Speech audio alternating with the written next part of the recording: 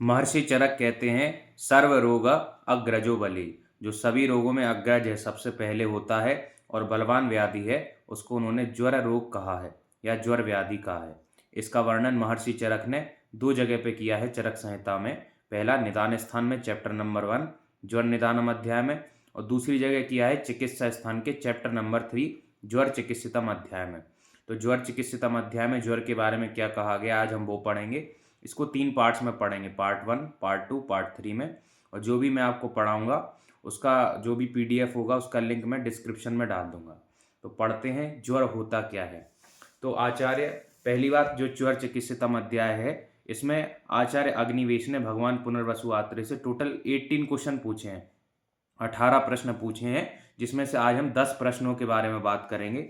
तो पहले समझते हैं ज्वर होता क्या है। तो आचार्य चरक कहते हैं देह इंद्रिय मनस्तापी सर्व रोग अग्रजो बली। देह में, इंद्रियों में और मन में जो ताप को उत्पन्न कर दे, तो देह मतलब शरीर में जब तापमान बढ़ जाता है तो उसे भी हम ज्वर कहते हैं। फिर बोला गया इंद्रियों में ताप उत्पन्न हो जाए, तो इंद्रियों में ताप का मतलब ये है कि जो हमारे सेंस ऑर्गन्स हैं वो जब अपने ऑब्जेक्ट को रिसीव नहीं कर पाते तो इसे इंद्रियों का ताप बोला जाता है। इंद्रिय जब अपने अर्थ को ग्रहण ना कर पाए।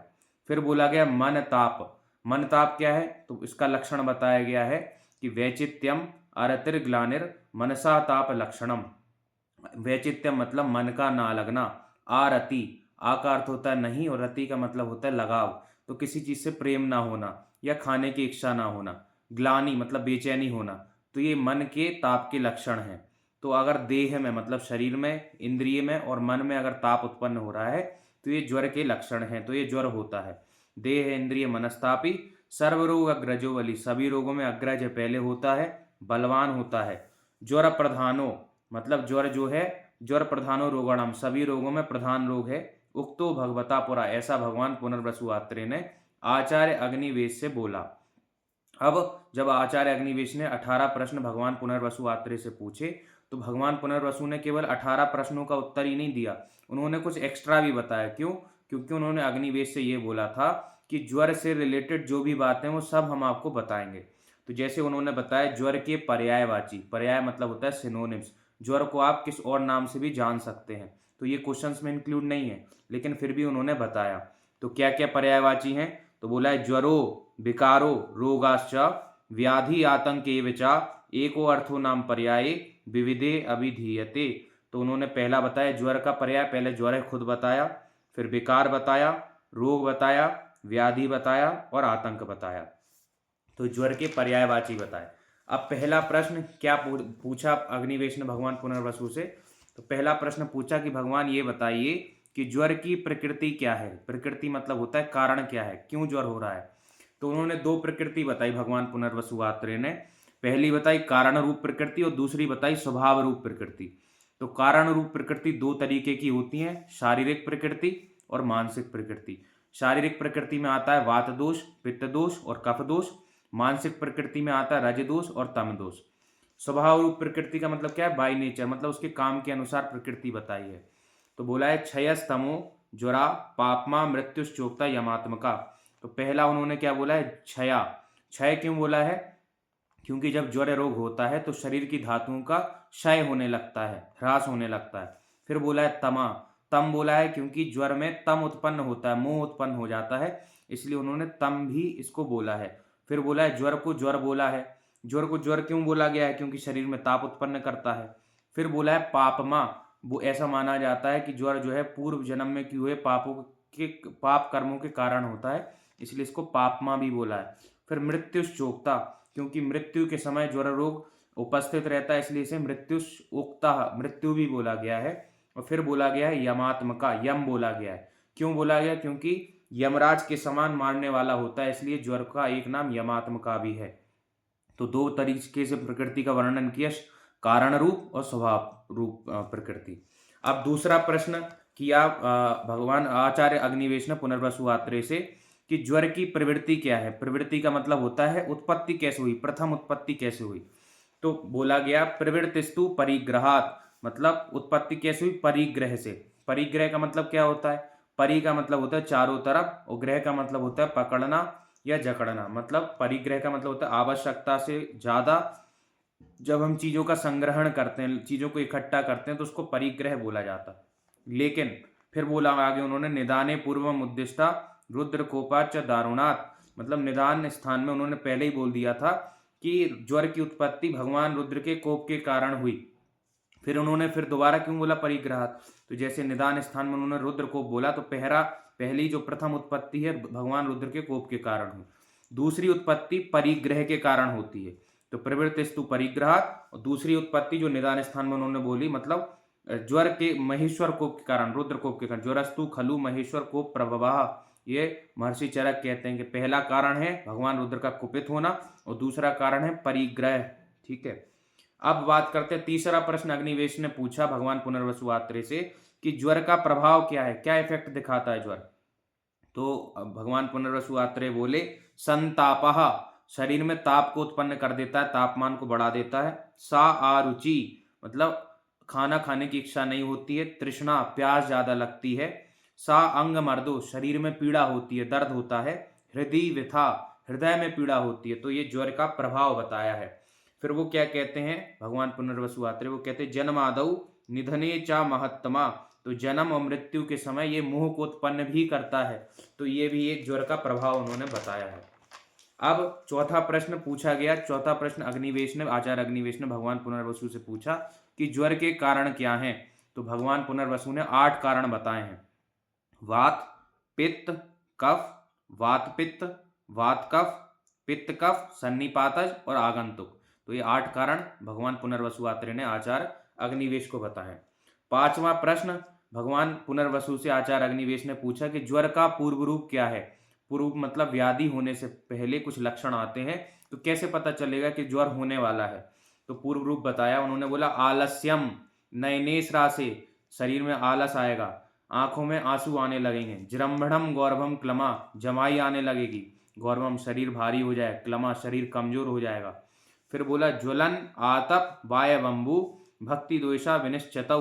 ज्वलन मतलब होता है अग्नि, आतप का मतलब होता है धूप, वायु, वायव अंबु मतलब वायु और अंबु मतलब जल। तो इनसे भक्ति या तो प्रेम हो जाएगा या द्वेषा, या फिर इनसे द्वेष हो जाएगा। मतलब कभी ये चीजें आपको अच्छी लगेंगी, कभी नहीं लगेंगी। फिर बोला गया अविपाकस्य, मतलब खाना ठीक से नहीं पचेगा। वैरस्य मतलब रस नहीं आएगा, टेस्ट नहीं आएगा आपको, विरसता हो जाएगी। हानिश्च बल वर्णयो, आपके बल में और वर्ण में हानि होने लगेगी, ह्रास होने लगेगा। शील वैकृतम अल्पम चा, मतलब आपका स्वभाव बदलने लगेगा, नेचर आपका थोड़ा चेंज हो जाएगा। ज्वर लक्षणम अग्रजम, तो ये ज्वर लक्षण के अग्रज लक्षण है, मतलब पहले होने वाले पूर्व रूप हैं ये। अब कुछ विशिष्ट लक्षण जो है महर्षि सुश्रुत ने भी बताए हैं, पूर्व रूप के कुछ विशिष्ट पूर्व रूप बताए हैं। जैसे उन्होंने बोला है कि सामान्य तो विशेषास्तु जृंभा अत्यर्थ समीरणात्, वाता ज्वर में क्या हो जाएगा, जमाई आने लगेगी, जृंभा पैदा होगी। फिर उन्होंने बोला पित्तान नयनो दहा, मतलब आंखों में जलन होने लगेगी, पित्त ज्वर में नयन दाह होने लगेगा। कफान न अन्न अभिनंदनम, और कफ ज्वर में क्या हो जाएगा, अरुचि हो जाएगी, अन्न का अभिनंदन नहीं होगा, मतलब खाने की इच्छा नहीं होगी। 6th क्वेश्चन जो पूछा गया, छठा प्रश्न जो पूछा गया, तो अग्निवेश ने पूछा कि भगवान ये बताइए कि ज्वर का अधिष्ठान क्या है, मतलब कहाँ रहता है ज्वर। तो भगवान पुनर्वसु बोले केवलम सा मनस्कम चा ज्वर अधिष्ठानम उच्यते, मन सहित संपूर्ण शरीर में ये ज्वर रहता है। तो ये था छठे प्रश्न का उत्तर। फिर उन्होंने 7वां और 8वां प्रश्न एक साथ पूछ लिया। उन्होंने बोला ये बताइए कि ज्वर का बल और काल क्या है, मतलब किस समय ज्वर बढ़ता है और किस समय उसका बल, किस समय बलवान रहता है और क्या समय होता है ज्वर का।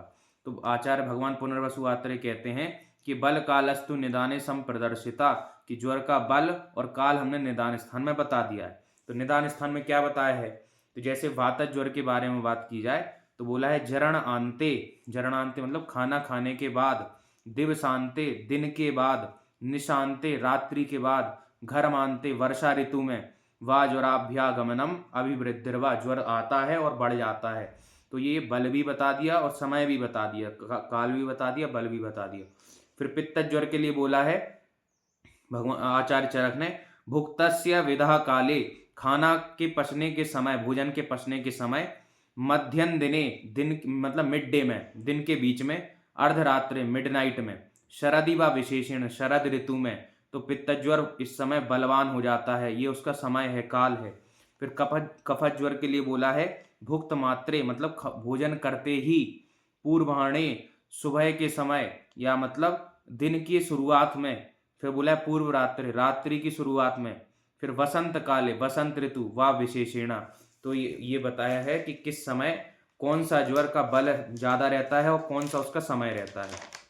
फिर 9वां प्रश्न पूछा आचार्य अग्निवेश ने भगवान पुनर्वसु आत्रेय से कि ज्वर का आत्म लक्षण क्या है। आत्म लक्षण मतलब होता है कि उसका खुद का लक्षण क्या है।